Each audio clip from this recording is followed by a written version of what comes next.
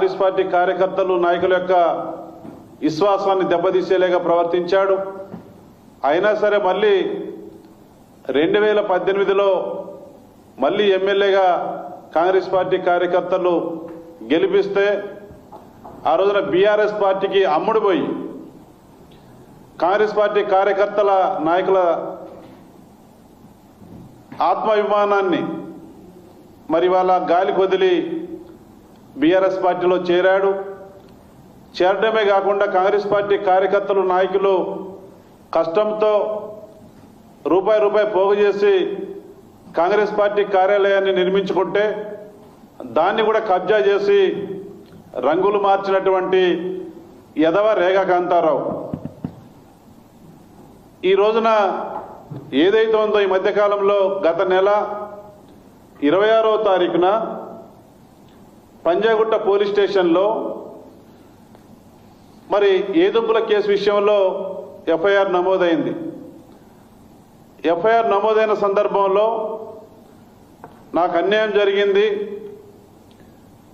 నన్ను ప్రేమించాడు, పెళ్లి చేసుకుంటానని మోసం చేశాడు, 4 సంవత్సరాలు సహజీవనం చేసినాడు, నన్ను వాడుకున్నాడని చెప్పేసి పోలీస్ స్టేషన్లో కంప్లైంట్ పెట్టడం జరిగింది.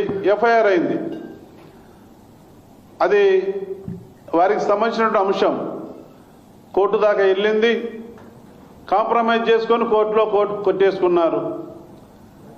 ఆ కేసుకు సంబంధించి ఇలా పిలపాగా వచ్చిన సందర్భంలో మరి ఏదో గొప్ప విజయం సాధించినట్టుగా నిన్న ర్యాలీ చేస్తూ రంగులు పూసుకుంటూ టపాసులు కాల్చుకుంటూ మరి బ్యాండ్ మేళాలతో ఊరేగింపు చేసినారు. ఏదో ఘనకార్యం సాధించినట్టుగా పినపాక నియోజకవర్గ ప్రజలందరూ కూడా చిగ్గుపడుతూ ఉన్నారు, నవ్వుకుంటా ఉన్నారు.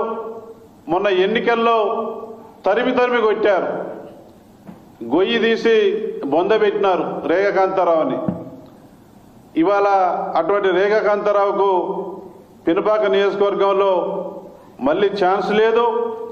మొన్న ఎన్నికల్లోనే రేవంత్ రెడ్డి గారి సునామీలో కొట్టుకుపోయినోడు, అడ్రస్ గల్లంతైంది, ప్రజలు బొందబెట్టారు. మళ్ళీ వాళ్ళ కారుకూతలు కూస్తూ ఉన్నాడు. భవిష్యత్తులో మీ ద్వారా నేను భవిష్యత్తులో రేగా కాంతారావు కాదు కామా కాంతారావు, రేగా కామా కాంతారావు పేరు పెట్టాలి. ఇవాళ పినపాక నియోజకవర్గంలో మొలక ఎత్తనీయం. రాబోయే రోజుల్లో కాంగ్రెస్ పార్టీ కార్యకర్తలు నాయకులు సిద్ధంగా ఉన్నారు. ఇటువంటి చిల్లరగాళ్లకు పినపాక నియోజకవర్గంలో స్థానం లేదు. మరి ఇవాళ ఆస్తుల గురించి మాట్లాడుతున్నాడు. మరి ఇవాళ ఈ యదవ ఆస్తులు ఎవరికి కావాలి, ఎవరు అడిగారు, ఏదో పంచుతారని చెప్పేసి పెద్ద మాటలు మాట్లాడుతూ ఉన్నారు.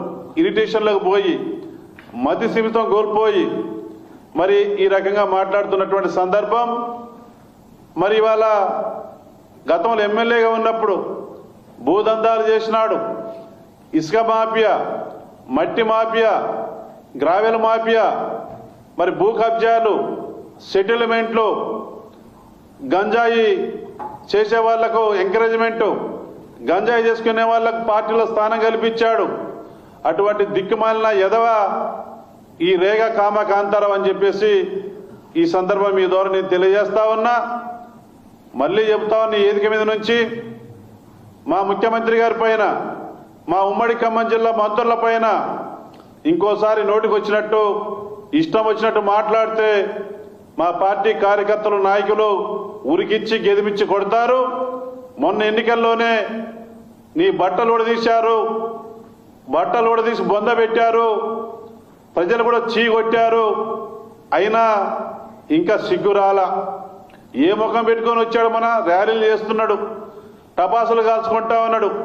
ఒక అమ్మాయిని 4 సంవత్సరాలు రిపోర్ట్ ఇచ్చింది, ఎఫ్ఐఆర్ అయింది. 4 సంవత్సరాలు నన్ను వాడుకున్నాడు, నన్ను పెళ్లి చేసుకుంటానని నమ్మించాడు అని చెప్పేసి అమ్మాయి కంప్లైంట్ ఇచ్చింది.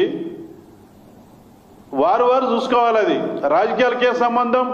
ఏదో రాజకీయ కుట్ర చేస్తున్నారంట, వీడేదో పెద్ద పోటుగాడు, ఎక్కడి నుంచి దిగి వచ్చాడు, వీడు మొన్న ఎన్నికలు సిత్తుగా ఓడిపోయినాడు.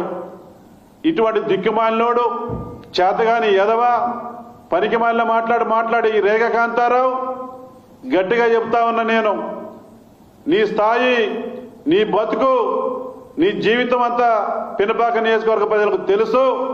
నువ్వు ఎన్ని కారుకోతలు కూర్చినా, ఎంత మురిగినా నీ అడ్రస్ గల్లంతైంది. మొన్న ఎన్నికల్లోనే మా ముఖ్యమంత్రి గారి సునామీలో నువ్వు కొట్టుకుపోయినారా బాబు. అడ్డుగోలు మాట్లాడకు. ఇవాళ ప్రజాప్రతినిధి అనేటోడు ఇవాళ ఆదర్శంగా ఉండాలి యువతకి, ప్రజలకి. ఈయన చేసినట్టు ఫామ్ హౌస్లో అడ్డంగా దొరికిపోయిన 100 కోట్లకు అమ్ముడిపోతూ, మొన్న నీ మీద ఒక అమ్మాయిని పరివాళ్ళ ఆగం చేస్తే మొన్న కేసు పెట్టింది. ఇంకా అనేక అక్రమాలు, దుర్మార్గాలు నీ పైన ఉన్నాయి. నేను వట్టిగానే వదిలిపెట్టాం. కాంగ్రెస్ పార్టీ కార్యకర్తల పైన, నాయకుల పైన, మా ఉమ్మడి ఖమ్మం జిల్లా మంత్రుల పైన, మా గౌరవ ముఖ్యమంత్రి రేవంత్ రెడ్డి గారి పైన ఇక నుంచి ఊరుకునేది లేదు. ఓపిక పెట్టినాం. అడ్డుగోలి మాట్లాడితే ఉరికిచ్చి గెది కొడతాం, కాన్స్టిట్యూన్సీలో లేకుండా చేస్తామని చెప్పేసి మీ ద్వారా హెచ్చరిక చేస్తా ఉన్నాను.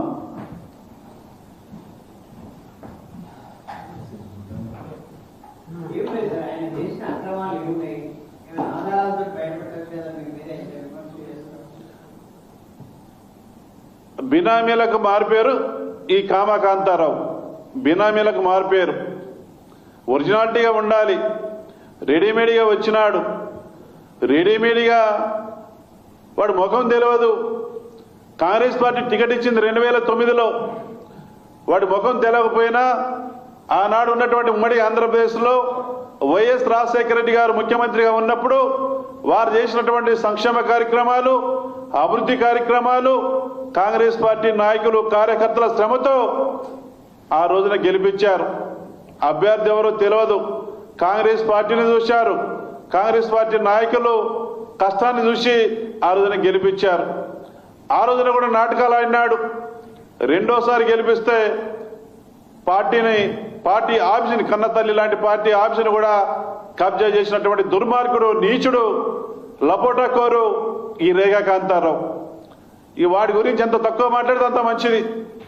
వాడు బినామీలు తప్ప, వాడి బతుకంతా బినామీలు.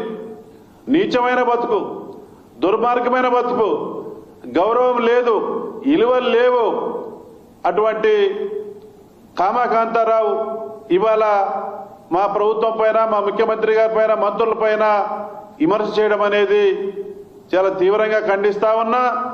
ఇక నుంచి ఊరుకునేది మళ్ళీ చెబుతా ఉన్నా, గెదిమి కొడతామని.